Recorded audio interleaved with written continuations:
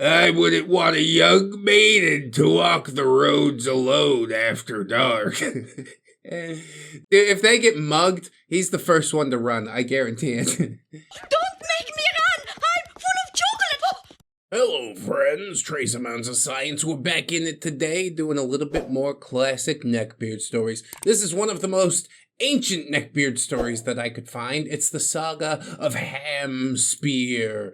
Do you know of the tale, young gubbins? Spear of ham? No mere meat man make gubbins afraid. Gubbins pork sword bigger and longer. Today we will make Hamspeare feel the pain. Gubbins. Well, I don't know. He might be a cultured guy, you know, Hamspeare. Maybe we could get along, but I guess we'll have to find out. Thanks so much for joining me today, friends. Well, let's go ahead and get on into it. Crosspost, Hamspeare, the saga begins. Crosspost from r/Fat People Stories, which we also do on the channel, where I was told that you might like to hear this tale as well, so let me know if I need to edit some more. The cast! Possibly be me, OP, 135 to 140 pounds of English lit student at the time, 5'9", and even now, partially living off of toast. Possibly be TH, stands for that hoe. 5 foot. I don't know if we could do that. Yes, I'm a hoe! 5'4", 120 pounds of recovered anorexic and cat lover, newly vegetarian, and taking whatever opportunity to visit me that she could. Her boyfriend had to try to out-couple us, and he failed miserably. Oh yeah, we're the coupliest couple. High five, honey. This is a polyamory. I hate it already. Please, can we not? I guess we're doing it. You can be G if you want. I don't want to be anybody anymore. G stands for grandma. No, that's TH's boyfriend. Grandma's dad's boyfriend? She built different. She's mostly a silent witness, so Italian that he bled Putinesca, around 5'10", 160 pounds. Do we have to include him if he doesn't have lines? Don't even ever consider possibly being Hamspeare, fellow English person. Like to quote Shakespeare poorly at me. Still not sure if he was flirting or if that was his calling card. Around 5'7", claimed to be around 210 pounds, but my guess would be like more 270 on a good day. Yeah, that's a big boy. We're getting into morbidly obese territory there. You might want to pull it back. The interesting thing is you're not morbidly obese. You are super morbidly obese. Now to set the scene. I was the only person from my high school who went to my university. My particular group of friends all went to different places, apart from that hoe who had resat a year and so was just looking for a university while we were in our first year. I did make friends, but none of them are important for the first installment. They enter later. My friends now were all art students or studying the humanities, but I might have collected a couple of scientists as well from somewhere. Yes, I don't count myself among them, thank you. One of my lecturers was seriously fucking amazing. Somewhere around 50, kept bringing his cat to lectures. Oh cool, a distraction. He wanted us to run a poetry group this year. It wasn't mandatory per se, but it would be useful for a large portion of what he was teaching, so I found myself signing up. There was 2 nights that it ran, and you could attend either, but I found myself stuck on a different night to everyone else that I knew. Oh, the joys of finally having a job and classes and shudder, responsibilities. I got responsibilities now. Responsibilities? That means I'm not allowed to have fun anymore for the rest of my life. Yeah, preach. You think it gets better once you have kids? Oh, my sweet summer child. It was on the 3rd or 4th night that I went that I fell prey to Hamspeare. I arrived early, so was sat pretty much alone for a good half hour, trying my best to resemble furniture and failing miserably. My lack of standard print let me down. Oh, do you wear cheetah print all the time? Are you like the cheetah girls from the Disney Channel? Remember that? Nobody does. Now back to Disney Channel's original movie, The Cheetah Girls. Other people started trickling in when suddenly there was a blockage in the river. The brief erection of a dam, which passed almost as weaselly as it came. Not weasel like a rodent, but like breathing. And then a shadow wavered over to my side of the room, and I, foolishly, thought nothing of it. With enough force to set off a minor tsunami in far-off Thailand, Hamspeare had arrived, unceremoniously dropping into both of the 2 seats on my left. Of all of the many empty seats nearby, he chose the 2 between me and the door. And oh, how they creaked the song of the weary. Hamspeare, God, these chairs are so small. For an ass that large, yes. Now, he did have a fair point. These chairs were on the small side, so politely I replied in the affirmative. Fatal error. Contact established. Galactic advances of friendship, which at this point I saw as nothing more than simple friendliness, initiated. Oh, to be so naive and so foolish. They say I get my sweet summer child. Hamspeare, ignoring my single-minded focus on the book in my lap. So, are you studying English as well, my dear? I was mildly surprised that he was still talking to me, politeness aside, but more importantly, I didn't even know him. If I don't know you, then in what parallel dimension did you hear that it was okay to call me dear, unless you are 90 plus and offering me a cookie? OP, still not having learned any sort of lesson about planets or night skies and failing to read any of these warning signs whatsoever, says, yeah, I couldn't make it on the same night as my friends, though. Hamspeare, well, neither could I. Perhaps we can keep each other company in the cold absence of friends. He has no friends, run. You wonder why you don't have friends and you don't fit in. It was a statement, not a question, and I didn't know people actually talked like that outside of Sir Arthur Conan Doyle. So there's a distinct possibility that I just sat there and stared at him, doing what my mother refers to as my goldfish face. Yeah, I don't have words. What do you want? He started talking to me about the poems we were going to be discussing, and I, somehow, ended up replying. He was a little pretentious about the poet in question, something along the lines of, yes, well, he was one of the great minds of the 20th century, so you can't be expected to understand all of his imagery, my dear. But he did make some good points, I guess, and he also made me laugh. I also like people who make me laugh, so it made me view him a little bit kinder. Oh, great. Now he's got you disarmed. Is this story going to end horribly? I don't know if anybody's heard it before. Don't spoil it in the comments. If I don't see it coming at all, that's how you get the waterworks going. Opie says, at some point I made a chance remark about being hungry. This, as I would later come to see, was also a bad move. Yeah, any move around him, bad. Got it. Hamspeare, you should be careful to keep your energy up. And he produced a handful of chocolate bars from a pocket somewhere inside his jacket. I was tempted to check and see if he had a whole shelf in there, because there was probably room. He's gonna give you these gross melted candy bars. That ain't no good. OP says, oh, no, no thank you. I just didn't get a chance to eat before I came out. I'll grab dinner later. If I eat that, I'll ruin my appetite. I had said 2 danger phrases here, and the mountain looked as though he might erupt for just a second. His cheeks grew red, and I leaned back a little, almost into the lap of the poor girl stuck on my other side. Hamspeare, you need to take meals seriously. You can't just play games with your schedule like that. You need structure, madam. Yes, you seem like a put-together individual, the man with chocolate bars in his multiple chocolate bars in his pockets. He really knows what he's doing. And I was just trying to help you, he adds, but you girls are all the same. Your appetite would be just fine. It's me that you have a problem with. Okay, let's just escalate that for no reason. Sure, why not? They're actually halfway getting along because she doesn't want your fucking mushy chocolate bar? Like, that's where we come to fisticuffs? Well, have at thee, good sir.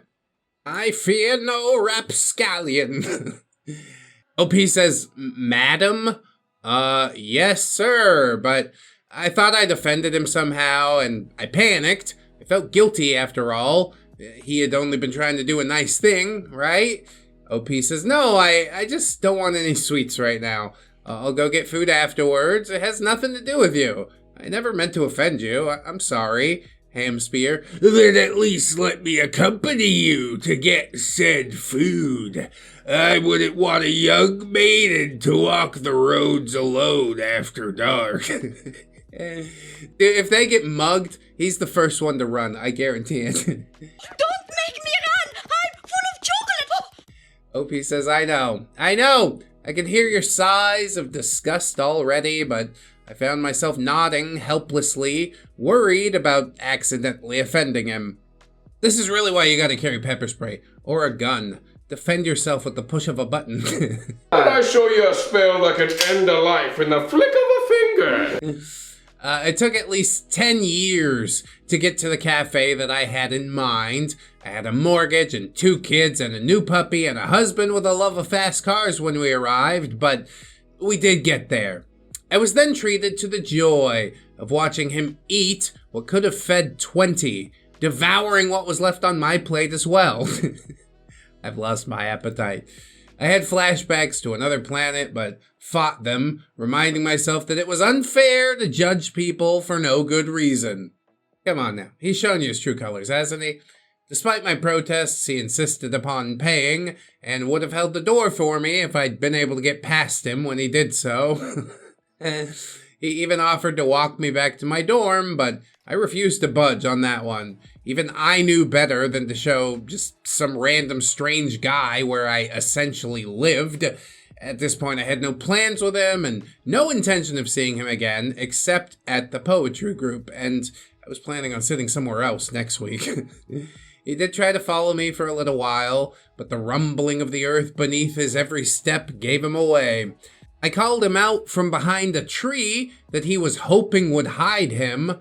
Well, it sort of covered his left thigh. And I told him to go home, Hamspeare. Anything might happen. I couldn't just let you walk away into the cruel night. You're making the night a lot more cruel, a lot less comfortable for me, okay? So go on, off you fuck. I honestly don't know what he thought he could do if someone attacked me. Sit on him? OP, thank you for your concern, but I'm a big girl. I can look after myself, and it's really not that far to my dorm. I'll be fine. Hamspeare, looking a little red again. Big girl. OP, quick to clarify, an adult. I am an adult. He looked like he might argue the point, so I took the opportunity to walk away at a speed far above his natural momentum, unless he decided to roll after me.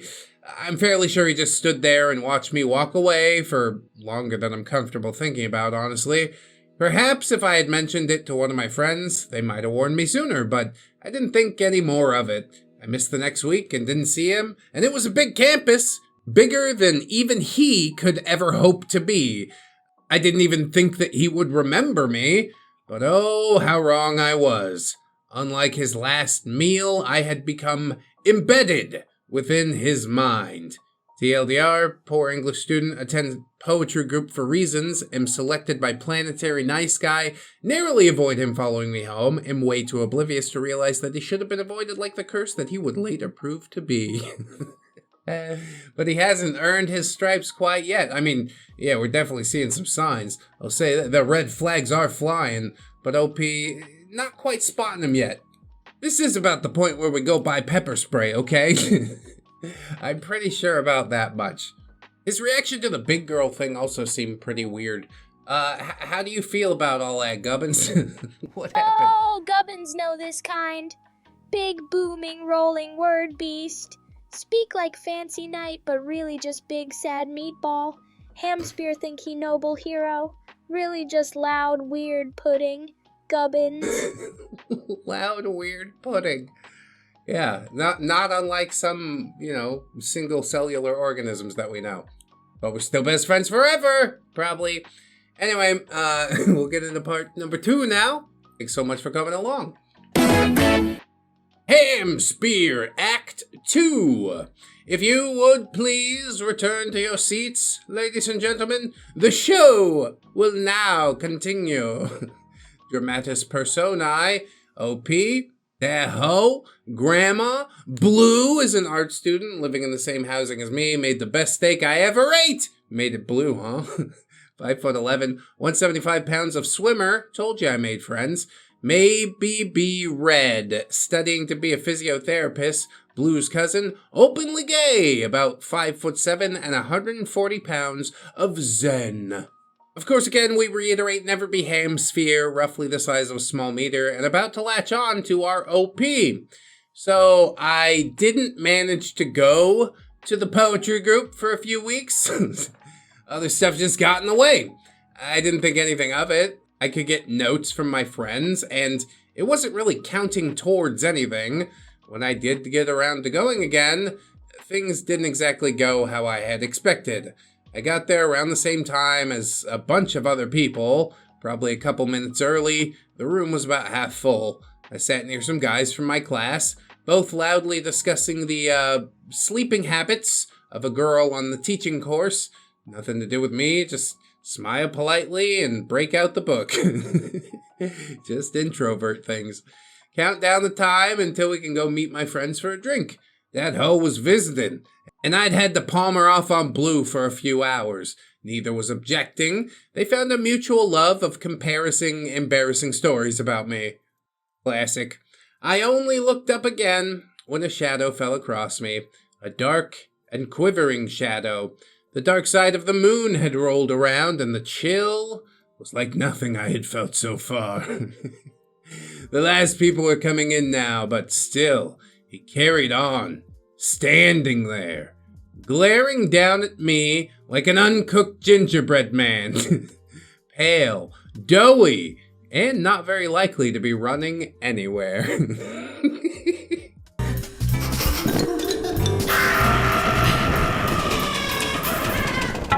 And OP says, Hamspeare, right? Hamspeare.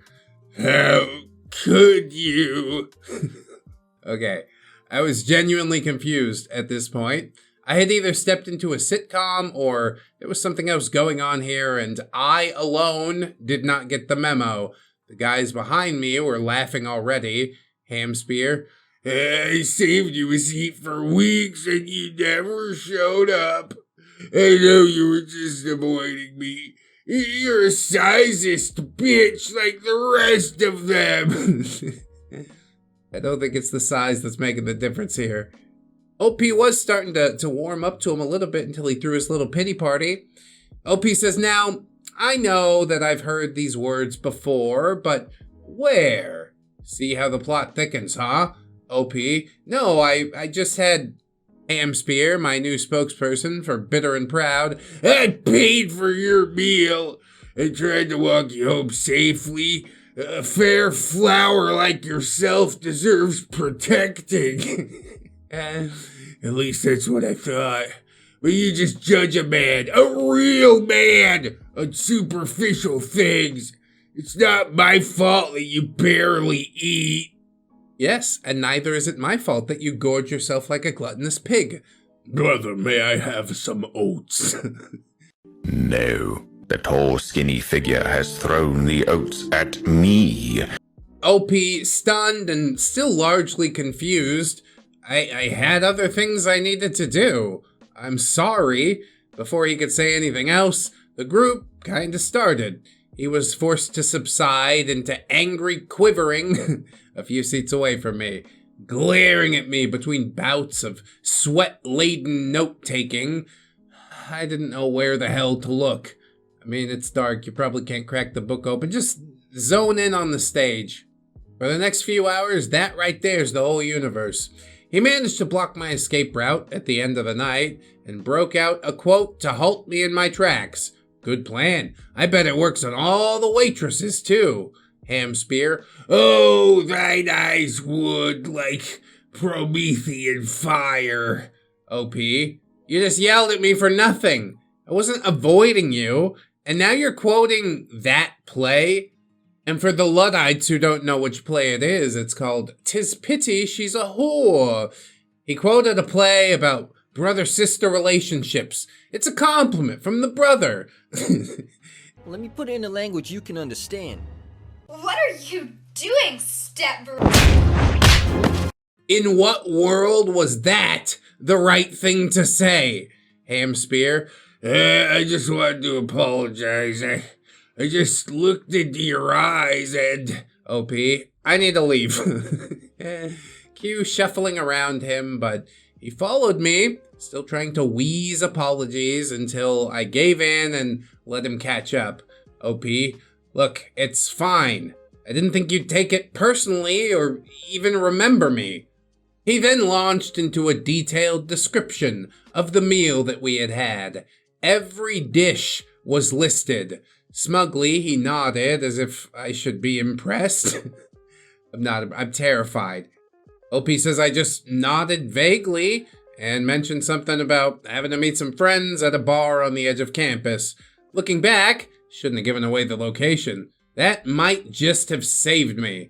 All I knew was that I waved goodbye and did the quick march across campus, and then 3 hours later, the ground shook. Bottles flew south toward their certain doom.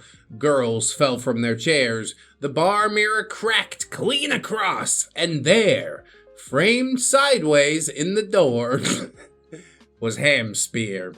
He hovered near us for a while before, much to Blue's astonishment, he dragged the chair, just too heavy to lift, I guess, across and added himself to the end of the table.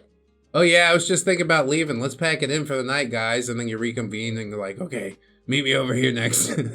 And I turned to ask him what he thought he was doing after Blue had poked me in the ribs a few times and threatened never to cook for me again, and that hoe had started using Grandma as a human screen. Of course, my not-so-subtle planetary friend cut across me the moment that he realized he had my attention. Hamspeare. But soft! What light through yonder window breaks? There was no window behind me. It was nighttime. The sky was dark. No light would be the correct answer to that question. Roll me nope. There's timing and then there's timing, and he had neither. OP. Hamspeare, what are you doing here? Hamspeare. I'm just getting a drink with some friends. Blue. You mean us? Hamspeare. Yes. OP said it would be fine. Red. You said what? OP. I never said that. I said that I was meeting some friends for a drink. Hamspeare. So, I'm not good enough to drink with you? I'm good enough to pay for your meal, but not to spend time with. You prefer these scrawny, underfed chicken to real men who'll treat you well. The way a lady such as yourself deserves. This is killing me inside, you know that. Why are you this way? We spent time while eating the meal that you paid for. That's the time that you get. It doesn't last forever. OP says, look, I asked you not to pay, but you insisted, so I have no idea what to say. That hoe attempting to save me. Look, she doesn't see me very often, and I'm visiting from out of town. We just want to spend some time together. Sorry, Hamspeare. You're all bad influence on her. Look at the size of you. She needs to be around real people and eat real food. Oh my god. He's a feeder. That's what he's into. He wants to find a little skinny girl and feed her till she's big and fat. That's his whole goal in life. He derives satisfaction and pleasure from her size. The world's a rich tapestry. Also pretty disgusting. Know that feeling you get when a volcano is about to go off in your gut? And you have no idea which end's gonna blow? But that's just another notch on the disgusting belt for Hamspeare. They all broke into a heated discussion about my eating habits, mainly with Blue arguing that I ate just fine and old Hammy insisting that he was lying. He then turned to me, red-faced, and close to melting into a puddle of pure butter. It was a BP oil spill, sans the seagulls. Oh no, they smell the butter. They'll be here shortly. Hamspeare. Is he your boyfriend? OP. What? No. And how is that any of your business? Hamspeare. Oh, forgive me if I care about your safety and your health. That's right. I'll put you in this cage, little bird. You'll be so safe. Aren't you happy in there? I've given you everything. Except for you don't need freedom. You're safe. Blue looked like he was about to choke on his beer at this point, and was torn between demanding what was wrong with Hamspeare and why I was denying him. His pride was wounded. Mental note, did make him cookies. Yeah, not a boyfriend cookies, high five. At this point, that hoe commented that she would need to leave soon to get back home, and Grandma said that he'd go get the car. Blue and Red both took the cue to go to the bathroom while we did our teary movie scene goodbye.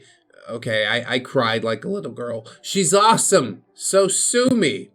That's so fucking dramatic, dude. I like how dudes don't see each other for 10 years and then they just fist bump like, yo, what's up? Yo, what's up, B? How you feeling? What's going on? Yo, let's bounce, son. Hey, I'm back now. After she left to use the bathroom too, she has the bladder of a very, very small child. Oh my god, what'd she do with the child? I don't think they can live without a bladder. Hamspeare turned to me again. Lesson unlearnt. Hamspeare. So is Red your boyfriend? OP laughing. No, I think his own boyfriend might have something to say about that. Hamspeare. Oh. And he went kind of quiet. Kind of quiet I didn't think he would have been capable of outside of a fully stocked pantry. OP asks, what? Hamspeare. I just didn't know he was one of those, homosexuals. Yes, we prefer to call them the gays these days. Look out! The gays are coming to get you! I'm gonna eat your ass, boy! I mean, probably not you, Hamspeare. Actually, I don't know, man. Like I said, it's a rich tapestry out there. Somebody wants a feeder of their own. Anyway, before I could reply, the guys came back, and we took that hoe out to the car. Blue said that we should probably call it a night as well. He could see there was something wrong. Luckily, he didn't ask me what it was until we were a good 50 feet away from Hamspeare and the bar. I honestly had no idea what to do at this point. I was conflicted. Hamspeare clearly had some, offensive opinions, and clearly thought that he was doing the right thing by me, without having any indication that I wanted that, but he was also obviously pretty lonely, and I was under the impression that he was trying to be nice. Blue was a little more clear-headed and told me this guy was bad news. A little voice inside me did whisper that Elliot clawed her way into my world using sympathy, but I dismissed it. I wasn't stupid enough to fall for that twice, right? TLDR, I missed a few playdates. Planet threatens to erupt, but is pacified, wobbles after me to the bar, uses bad quotes and homophobia to charm me. Oh, yay! Yes, I don't like your friend because of who he chooses to sleep with. Well, I mean, that doesn't really concern you, and also, he has tenure. Why don't you get the fuck out of here? Like, I can tolerate people with different opinions. He's clearly just, like, a little uncomfortable, you know? He's not outwardly hateful. He just locked up. He doesn't really know what to do. Don't worry, come over here. Uncle Paul will show you what to do. Oh, let me get this. Pull down your underpants and pick up the telephone. It's a Jim Norton bit. Why not? Fuck it. I lifted it. He ain't using it. Fuck you! It's a stupid bit. That's why it works.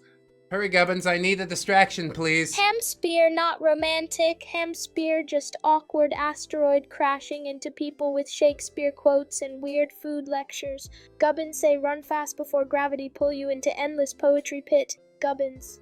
Poetry pit does sound like hell. What was the weird food lecture? Just you need to eat more. More non-specific food. Like the kind of food that I eat that has made me into a fat pig.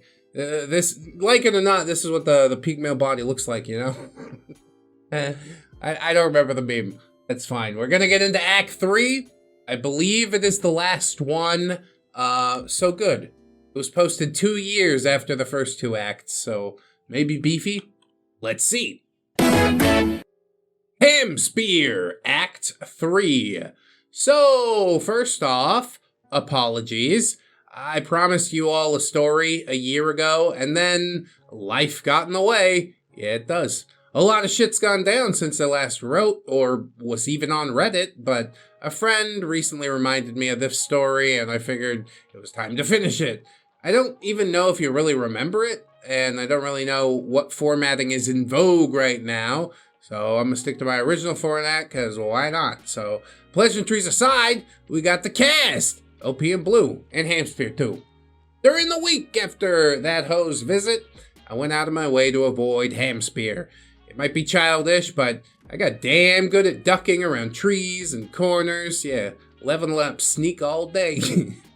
I felt incredibly awkward with how things had gone last time I saw him, and I really didn't want to talk to him. I was also dealing with a lot of personal stuff, and it was a stress I didn't need.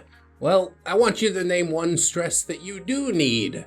Well, significant other, probably. Children, pets, we choose a lot of these things.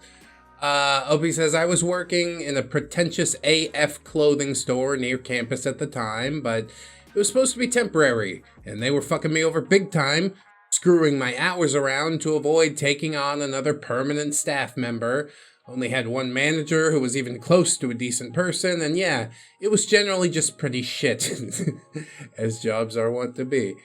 So I decided I really needed a new job. There's a few large unis and colleges and stuff around the area, so getting a job is either extremely easy or extremely difficult, depending on what time of year it is. To try and make things easier, I started asking people I knew to let me know if anything came up. I assume Hamspeare heard this via the grapevine, but there is a strong possibility that he accidentally on purpose overheard it. Yeah, you hear a lot of things through the grapevine while you're sitting there eating all the grapes. He had taken to showing up in unexpected places and trying to corner me, usually one of the campus cafeterias, and I had to put up with more than a few snide comments about my choice of food. One afternoon near the end of the week, I was eating lunch with Blue. We'd just come out of lectures in the same building, and we're too lazy to go make food for ourselves. Seemed pretty chill until I felt the burn of someone watching me. I'm not even sure what alerted me, because I'm oblivious as hell to most things, but I started feeling more and more uncomfortable. Yeah, gut instinct right there.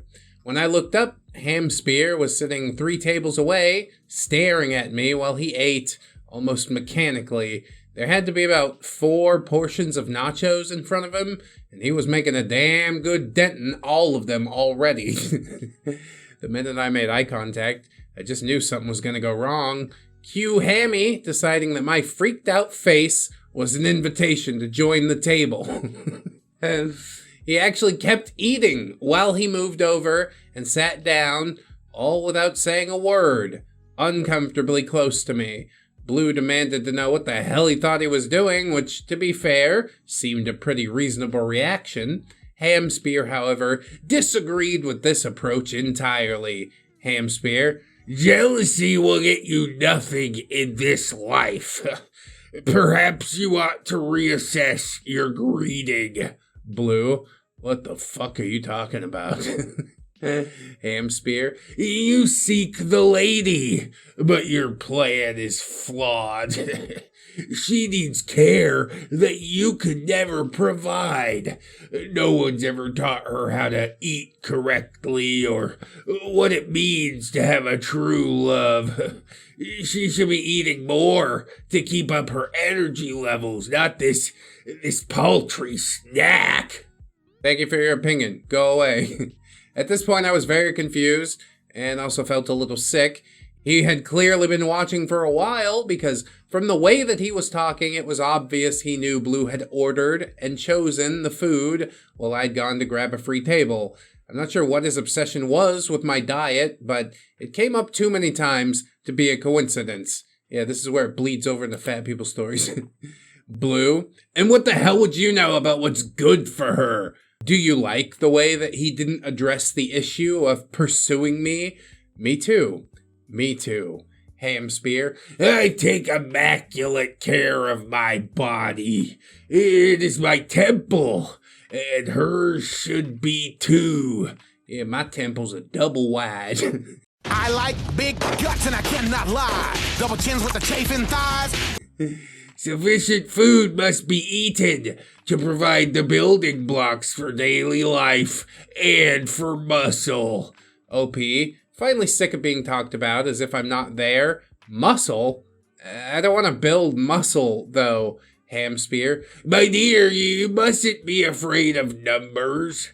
A scale only shows a figure, not the whole body. Everyone knows muscle weighs more than fat. You could do with some building up. I'm not sure what he thought he was trying to do. Climbing Everest is my best guess, but if I was meant to be flattered by this interest in my lifestyle, then he was way off the mark. I found myself asking why he thought that, almost without my own permission, and I honestly thought I might pass out when he told me. Hamspeare, it's for your new job, of course. OP, but I don't have one yet. I only have an interview later this week. Hamspeare, no, I've taken care of everything. A vacancy came up at my place of work, and I took the liberty of putting your name forward. They're offering a trial period. Yeah, work with Hamspeare. I don't know. If it's that or be homeless, I guess I suck it up. When he told me his place of work, I went into even deeper shock. I might actually have forgotten how to blink at one point. Hamspeare worked at the campus gym. He got me a trial period as a personal trainer, despite my total lack of experience and also lack of interest. I was also totally unqualified for that sort of job. Blue asked around with a few guys on the swim team, and it turned out Hamspeare worked in the back office, and he had lied through his teeth about my CV. When I refused to take the job up and explained why to management, Hammy did not take it so well. Yeah, because you've been fucking around, doing stuff you're not supposed to do back there. Now it's just desserts. And he's like, just desserts. Just no, calm down. Blue started asking about the gym and the hours and stuff, partly to cover for me and partly to distract the ham, who had started picking at the food on my plate now that his was gone. Hamspeare made it sound like he was some sort of workplace god, but he was downright rude to most of the gym goers. He said most of them had unhealthy goals and body types. Most of them didn't understand nutrition at all. They were all falling prey to a cult of false beauty. They'd never be real men or women, or appreciate a number of the finer things in life. And probably most of them use steroids anyway. That's right. Drink down that copium. Big, big gulps. I dared suggest that this was probably not the case, especially as Blue is on the swim team, so it was kind of a representative for said gym goers. Hamspeare snorted, sprayed me with a few stray crumbs, and said, that was just proving his point. We made a not-so-subtle escape around that time, and I'm 90% sure that he stayed just to finish the food that we abandoned. You gotta keep them calories up. Watch them macros. I need to consume at least 2 pounds of saturated fat a day. That's hard to keep up with. Blue was getting closer and closer to the breaking point. He really doesn't like arrogance in anyone, but especially not someone who is homophobic and misogynist and has just insulted one of his greatest passions. I persuaded him that Hamspeare wasn't worth it, mainly because it all seemed so dramatic. Also, I was a fool. He did, however, totally skirt the topic of Hamspeare's other accusations about how he felt about me. That's right, OP, they're all after you. That's the real moral of the story, isn't it? Blue did manage to get me a job working with him at a bar in town, though, which was awesome. Bar manager was great, customers hilarious, and Blue worked a lot of the same shifts as I did. I'd been there almost a month when Hamspeare caught wind of this betrayal and fucking showed up mid-shift to talk. He literally walked in, waddled up to the bar, and demanded to speak to me. Eventually, to avoid making a scene, I took a smoke break and went outside to talk to him. I made it clear that I didn't have long, hoping to keep this really short. Hamspeare, I was upset when you rejected my aid, but to accept his is downright insulting. To choose him over me, and to work here, where you'll be run off your feet and never have time to rest like you should. You could get serious health problems later. Yeah, this guy knows healthy. His warnings fell on deaf ears. Mainly because at this point I was aware that he had issues himself that were all weight-linked, which of course he denied. He found a myriad of reasons to explain each and every ache, wheeze, pimple, or pain. When I then dared to actually light a cigarette, he actually started yelling at me, and I had to beg him to keep his voice down. If he lost me this job, I was pretty much screwed. He spent the next 10 minutes or so lecturing me on how to take care of myself and trying to convince me that he was the one who should be running my life. Who the do you think you are? It's really what all this comes down to, isn't it? You're a fucking mess, alright? Look around. Pull yourself together and then maybe you'll be ready. But even then, can't make nobody do nothing. OP says I ended up just walking away, and my manager had security roll him away when he tried to follow me behind the bar repeatedly. Hey, big ups to security, huh? He proceeded to show up every night that I worked, sometimes just sitting in a corner staring at me, sometimes trying to talk to me about various things, either shit I had no interest in, but he was an expert on, or my health.